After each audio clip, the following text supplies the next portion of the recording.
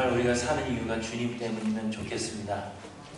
입술의 고백뿐만이 아니라 순간순간마다 나는 죽고 내가 주님 때문에 또 오늘을 살아갑니다.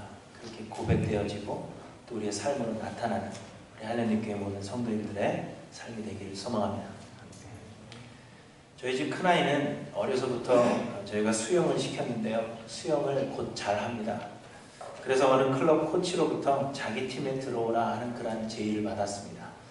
여러분들이 생각하는 그런 어떤 큰 스카웃 이런 건 아니고요. 그냥 수영을 곧잘 하니까 우리 팀에 들어오면 좀 더 잘할 것 같은데 내가 좀 데리고 이 아이를 데리고 수영을 좀 연습시켰으면 좋겠다. 그런 제의가 있었습니다. 하지만 제 아들은 그 클럽에 들어가기를 심하게 거절했습니다. 그래서 그 이유를 물어보니까 시합하는 것이 싫다는 것입니다. 수영이라는 것은 자기 생각에 그냥 재미있게 놀면 되는 건데 더 빨리 가기 위해서 훈련하고 남들보다 더 빨리 가기 위해서 시합한다는 것이 자기 마음에 들지 않는다는 것입니다. 그래서 지금은 그 비싼 돈을 주고 수영 레슨을 받았지만 어디를 가든지 개헤엄을 하면서 즐겁게 놉니다. 그래서 이제 수영에 대해서는 더 이상의 실력 향상이라는 것은 기대해 볼 수가 없습니다. 무엇이든지 배우는 사람에게는 그 실력을 평가할 수 있는 시험이 필수입니다. 시험이 없다면 실력이 어느 정도 향상되었는지를 가늠할 방법이 없고, 그래서 무엇을 고쳐야 하는지 또 어떤 방면으로 더욱더 노력을 기울여야 하는지를 생각할 수 없습니다. 그래서 시험이라는 것은 학습 과정에 있는 사람들에게는 반드시 필요한 것입니다. 그러므로 학습 과정에 있는 사람은 시험을 피할 것이 아니라 좋은 성적을 거둘 수 있도록 시험을 준비하고 시험을 잘 치러야 하는 것입니다. 학생이 자신이 다니는 학교가 시험이 없는 학교가 되기를 바란다든지 혹은 시험이 없는 학교를 찾아서 헤매인다는 것은 있을 수 없는 일입니다. 공부를 잘하는 학생과 공부를 잘 못하는 학생은 그 차이는 시험 성적을 받아보아도 알 수 있지만 시험을 대하는 그 자세에서부터 확연하게 차이가 드러납니다. 공부를 잘하는 학생은 시험을 두려워하지 않습니다. 시험을 자신을 평가할 그런 기회로 생각하기 때문입니다. 그러나 공부를 잘 못하는 학생들은 시험 때가 오면 두려워하는 것입니다. 왜냐하면 자신의 부족함이 드러날 것이기 때문입니다. 그런데 여러분, 마찬가지로 우리가 신앙생활을 해나가는 데 있어서도 시험은 반드시 필요한 것입니다. 여러 번 말씀드린 대로 우리는 여전히 완전하지 못한 자들이라 했습니다. 우리는 예수 그리스도의 십자가 은혜를 믿음으로 말미암아 의롭다 그렇게 인정함을 받았지만 여전히 우리는 죄인이요, 그래서 하늘나라에 들어가기에 합당하지 못한 자들입니다. 그렇기 때문에 우리는 예수 그리스도의 거룩함을 닮아가는 그런 성화의 과정에 있는 자들이며 이 땅에서 우리의 생이 다하는 그날까지 거룩함을 이루어 가야 하는 학습 과정에 있는 것입니다. 그렇기 때문에 하나님은 때때로 우리를 시험하셔서 우리의 신앙이 어느 정도 성장하였고 또 어느 정도 변화하였는지, 아직도 어느 부분이 부족하며 어떻게 우리가 그리스도의 그 거룩함을 이루어 갈 것인지를 알게 하시는 것입니다. 그러므로 우리에게 찾아오는 여러 가지 시험은 우리를 더욱 거룩한 존재로 만들어가는 방법이라는 것입니다. 오늘 본문 12절에 보시면 사랑하는 자들아 너희를 연단하려고 오는 불시험을 이상한 일 당하는 것 같이 여기지 말고, 이렇게 말씀하고 있습니다. 우리에게 찾아오는 시험의 종류는 불시험이라 그렇게 말씀하시는데 이 시험의 목적은 우리를 연단하시려는 것이라 그렇게 말씀하는 것입니다. 이 본문에 사용된 연단하다라는 그 단어의 원래의 뜻은 불을 통과하다 하는 그러한 의미로서 여기서는 대장장이가 금을 재련하는 것에 비유하고 있는 것입니다. 여러분, 금은 어디서 얻죠? 금은 금광석에서 얻습니다. 금광석을 불에 단련하면 불순물들이 다 나아가고 거기에서 정금만 얻게 되는 것입니다. 그런데 금광석 1톤에 1톤이나 되는 그 금광석에 금이 2g만 포함되어 있어도 그것을 금광석이라 그렇게 부른다는 겁니다. 그러니까 작은 돌에 금이 그냥 막 가득 들어있어야 그것을 가지고 금을 만드는 것이 아니라 1톤이나 되는 그 큰 돌에 금이 2g만 포함되어 있어도 그걸 금광석이라 그렇게 부른다는 것입니다. 그것을 그러니까 금보다 불순물이 더 많이 들어가 있는 그 광석을 불에다 집어넣고 연단하고 또 집어넣어서 연단하고 또 집어넣어서 연단하고 계속해서 불순물을 제거해내야만 정금을 얻게 된다는 것입니다. 그렇기 때문에 불을 통과하면 통과할수록 그 금의 순도는 더욱 높아지게 되는 것입니다. 그런데 우리도 마찬가지로 우리는 비록 성도라 그렇게 부르지만 우리를 성도라고 부르는 것은 우리가 정말 거룩하기 때문이 아닙니다. 우리는 여전히 불순물들이 더 많이 있고 우리 안에 죄가 더 많이 포함되어 있다 하더라도 예수님께서 우리에게 덧입혀 주신 그 예수님의 의로 말미암아 우리를 성도라 부르시는 것입니다. 그리고 이제는 우리로 하여금 그 불과 같은 시험을 겪게 하심으로 인하여서 우리를 더욱더 정금과 같이 진정한 성도로 우리를 단련시켜 가시는 것을 우리에게 말씀해 주시는 것입니다. 그러므로 여러분, 이처럼 우리가 이 세상을 살아가는 데 있어서 시험이라는 것은 불가피한 것이며 하나님은 우리의 삶 가운데 다양한 시험을 허락하시는 것입니다. 죄가 가득한 이 세상에서 하나님 나라의 왕같은 제사장으로 살아간다는 것 그 자체가 우리에게 시험일 수밖에 없고 하나님은 이런 시험의 과정을 통하여서 우리를 거룩한 하늘나라 백성으로 성화시켜 가시는 것입니다. 그래서 시험이 없다면 여러분 거룩함을 이룰 수가 없는 것입니다. 그런데 문제는 많은 사람들이 이 시험을 피하려고만 한다는 것입니다. 그리고 생각하기를 아무런 시험이 없이 그저 평탄하기만 한 그 삶이 가장 이상적인 삶이라 그렇게 잘못 생각하고 있는 것입니다. 그래서 사람들은 종종 이런 말을 하죠. 어떻게 교인이 그럴 수가 있어? 어떻게 교회가 그럴 수가 있어? 이런 이야기를 합니다. 그런데 여러분, 교인도 다 그런 겁니다.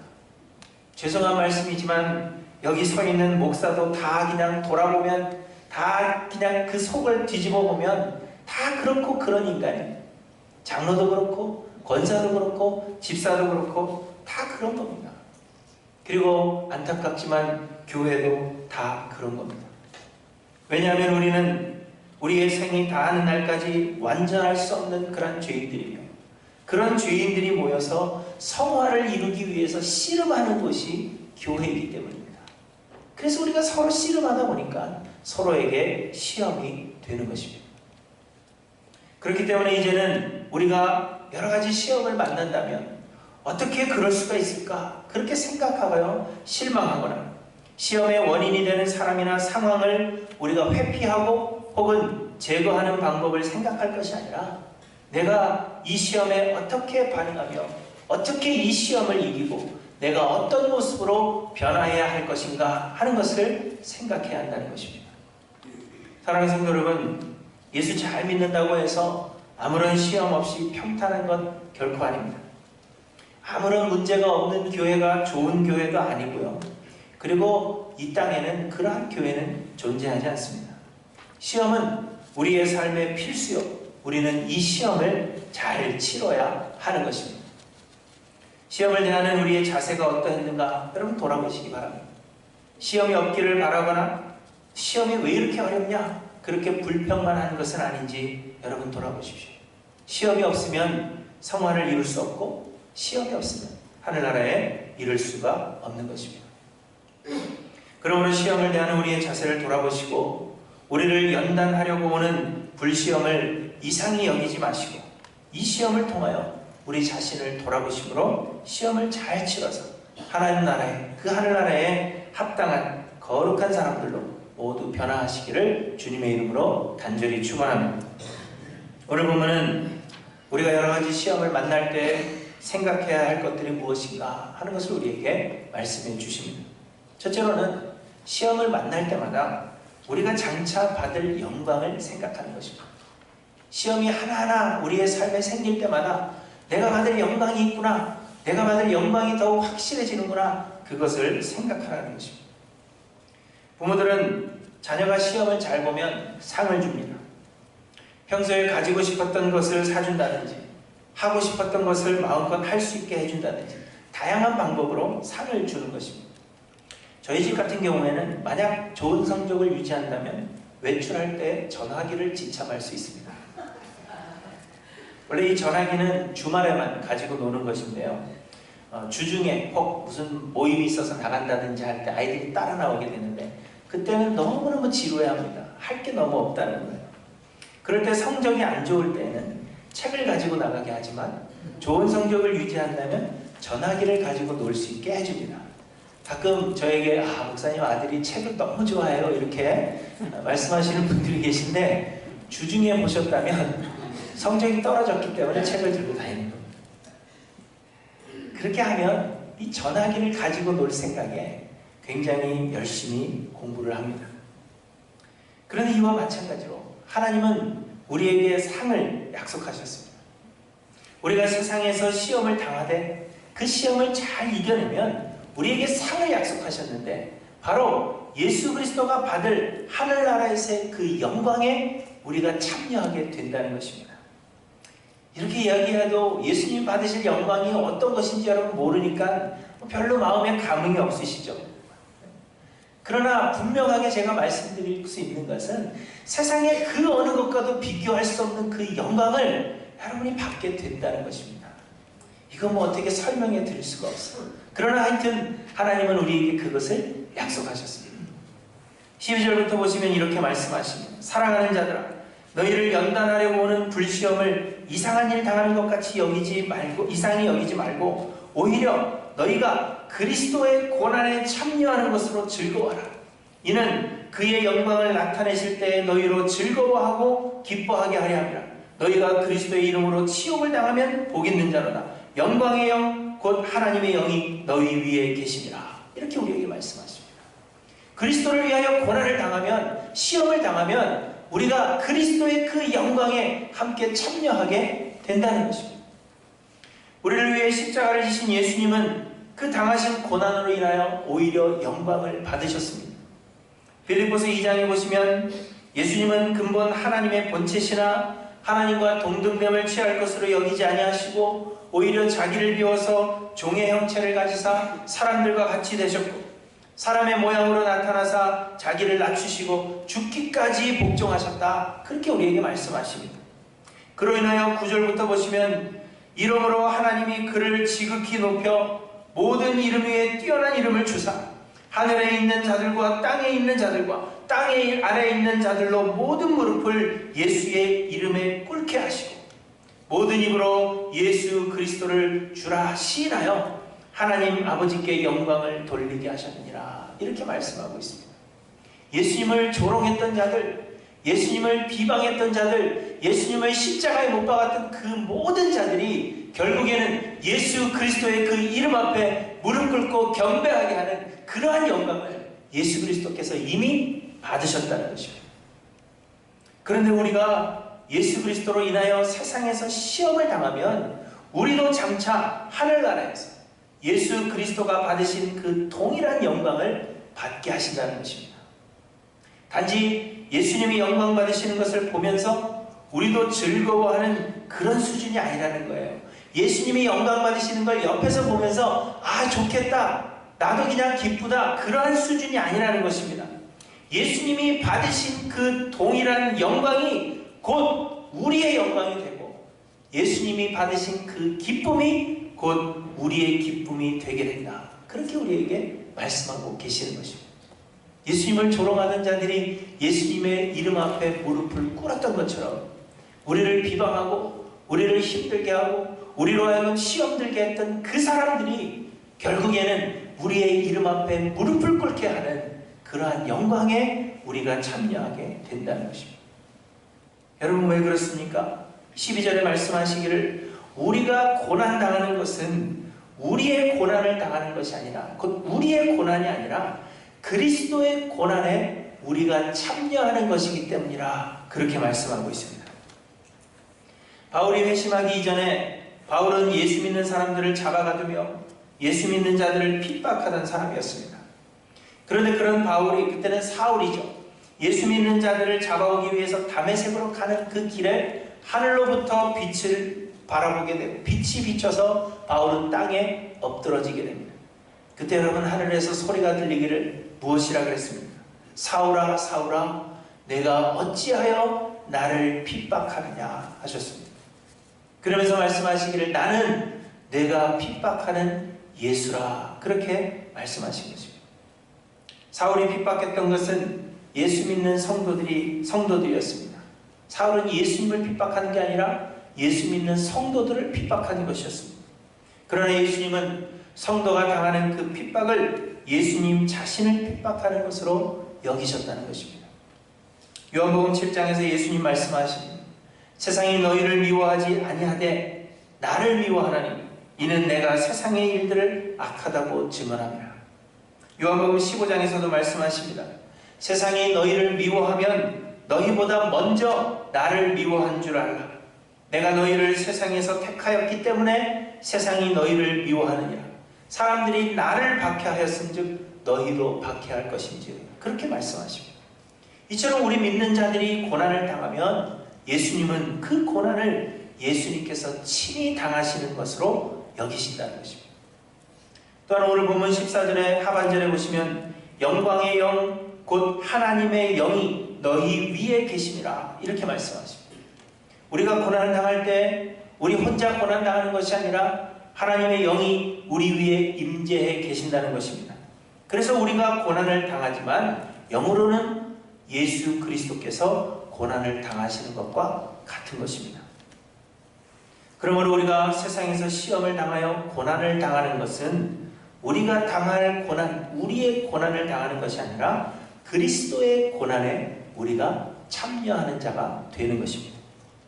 그렇기 때문에 우리가 그리스도처럼 고난을 받으면 당연히 그리스도의 영광에도 참여하는 자가 되는 것입니다. 그리스도의 고난에 참여하는 자는 그리스도의 영광에 함께 참여하는 자가 되는 것입니다. 로마서 8장에 말씀하십니다. 자녀이면 또한 상속자 곧 하나님의 상속자요 그리스도와 함께한 상속자니 우리가 그와 함께 영광을 받기 위하여 고난도 함께 받아야 할 것이니라, 이렇게 우리에게 말씀하십니다. 바울 사도는 감옥에 갇혀있고 사람들이 바울을 시기하였음에도 불구하고 오히려 바울은 기뻐한다 말하고 있습니다. 왜냐하면 바울이 당하는 그 고난이 그의 구원을 더욱 확실하게 한다, 그렇게 믿었기 때문입니다. 바울이 고난을 당하면 고난을 당할수록 예수 그리스도의 그 영광, 그 고난에 함께 참여하는 것이기 때문에 내가 고난을 당하고 사람들이 나를 시기하고 비방하여 준다면 내가 받을 영광이 더욱 확실해지는 것이기 때문에, 그래서 바울은 기뻐하는 것입니다. 스데반 집사님 역시 돌에 맞아 죽으면서도 그 얼굴이 천사의 얼굴과 같았다 말씀하고 있습니다. 왜냐하면 고통당하는 그 순간에 하늘이 열리고 주께서 영광 중에 서신 것을 그가 보았으며 그가 본 그 영광, 주께서 영광 중에 서신 그 영광이 바로 자신의 영광이 될 것임을 그는 알았기 때문입니다.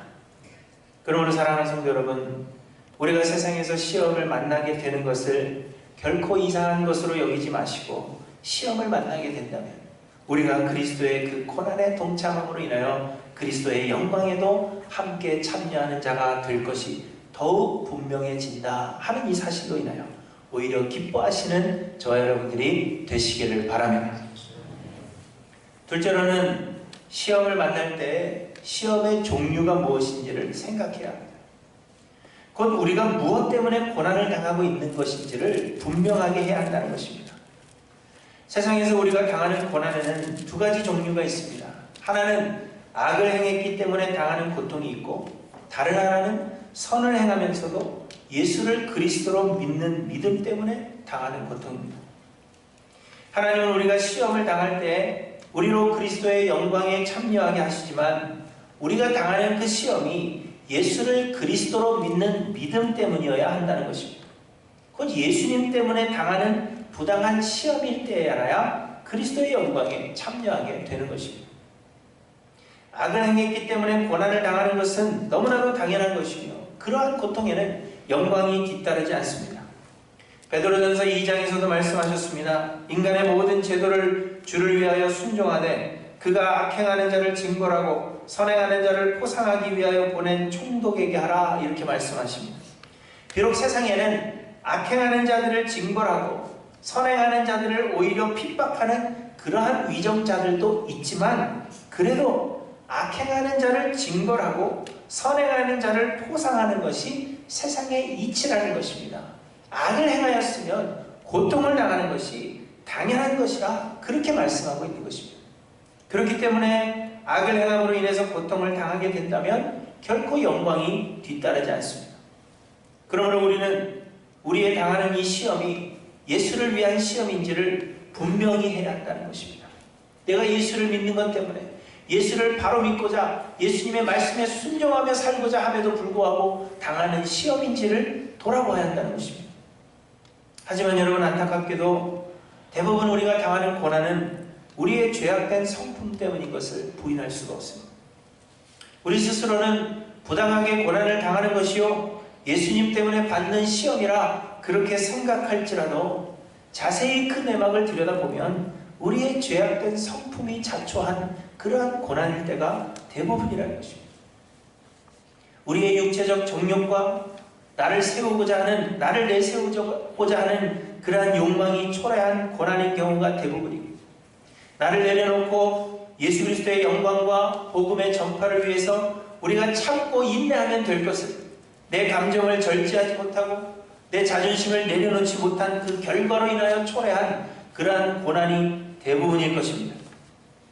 예수를 위하여 당하는 고난은 하나님의 말씀에 순종하기 때문에 우리가 세상에서 사람들에게 바보 취급을 당하고 세상에서 불이익을 경험하는 것을 의미하는 것입니다.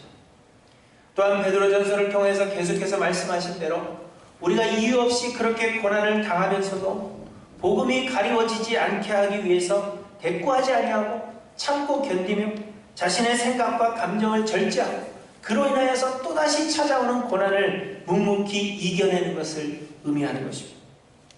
바울사도는 그리스도를 위하여 고난당하는 것을 그 삶에 가장 잘 실천한 사람입니다. 그런 그가 그리스도를 위하여 고난당하는 삶에 대하여 우리에게 말씀하시기를 이렇게 말씀하십니다. 모욕을 당한 즉 축복하고 박해를 받은 즉 참고 비방을 받은 즉 권면하고 세상의 더러운 것과 만물의 찌꺼기같이 되는 것, 그것이 예수 그리스도를 위하여 고난당하는 삶이라 우리에게 말씀하고 있는 것입니다. 우리는 내 죄성 때문에 당하는 시험이 되지 않도록 우리는 우리의 자신들을 언제나 돌아봐야 한다. 그것을 우리에게 말씀하고 있는 것입니다. 여러분, 시험 공부 열심히 했는데 시험 범위를 잘못 공부했다거나 필요 없는 과목을 공부했다면 그럼 무슨 소용이 있겠습니까? 우리가 시험을 당하되 우리는 무엇 때문에 시험을 당하는 것인지 우리 자신을 자세하게 돌아봐서 우리의 정욕 때문에, 우리의 죄된 성품 때문에 당하는 고난이 아니라 예수 그리스도를 인하여 당하는 고난을 기뻐하고 빛나는 영광에 참여하시는 저와 여러분들이 되시기를 바랍니다. 그리고 셋째로는 시험을 만날 때 하나님이 최종 심판자 되신다는 것을 언제나 기억해야 합니다. 우리가 시험을 당하게 되고 어려움을 당할 때 이 시험을 이겨내지 못하는 가장 큰 이유 중에 하나는 우리로 시험 당하게 하는 사람들, 곧 우리를 힘들게 하는 사람들 때문입니다. 나는 이 시험을 잘 치러서 신앙의 성장을 이룬다고 하더라도 나에게 시험을 준 그 사람을 징벌해야 한다는 복수심이 생겨나는 것입니다. 그래서 그 마음의 악한 감정을 우리가 절제하지 못함으로 인해서 우리는 또다시 시험에 실패하게 되는 것입니다. 그러나 여러분, 하나님은 원수 갚는 것이 하나님께 있고 하나님은 반드시 원수를 갚아주시리라 그렇게 우리에게 말씀하셨습니다. 로마서 12장에 말씀하십니다. 너희가 친히 원수를 갚지 말고 하나님의 진노하심에 맡기라. 기록하였으되 원수 갚는 것이 내게 있으니 내가 갚으리라고 주께서 말씀하시니라. 히브리서 10장에서도 말씀하십니다. 원수 갚는 것이 내게 있으니 내가 갚으리라 하시고 또다시 주께서 그의 백성을 심판하리라 말씀하신 것을 우리가 아노니, 이렇게 말씀하고 있습니다. 요한계시록에도 보시면 예수 그리스도로 인하여 핍박을 당하고 죽임을 당한 영혼들이 말합니다. 거룩하고 참되신 대주제여, 땅에 거하는 자들을 심판하여 우리의 피를 갚아주지 아니하시기를 어느 때까지 하시려나이까. 그때 하나님께서 대답하시기를 그들의 동무 종들과 형제들도 그들처럼 죽임을 당하여 그 수가 차기까지 하리라. 그렇게 우리에게 말씀하고 있습니다.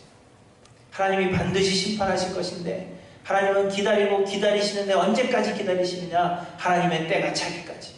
하나님께서 예비하신 그 믿는 자들의 그 핍박당하는 그 수가 가득 차기까지 하나님은 기다리신다는 겁니다. 그러나 우리의 생각에 더딘 것 같지만 그래도 하나님은 반드시 원수를 갚아주실 것임을 우리에게 분명하게 말씀하십니다. 오늘 본문의 17절에도 보시면 하나님의 집에서 심판을 시작하실 때가 되었나니 만일 우리에게 먼저 하면 하나님의 복음을 순종하지 아니하는 자들의 그 마지막은 어떠하며 또 의인이 겨우 구원을 받으면 경건하지 아니한 자와 죄인은 어디에서요? 이렇게 말씀하십니다. 하나님의 집에서 심판을 시작하신다 말씀하십니다.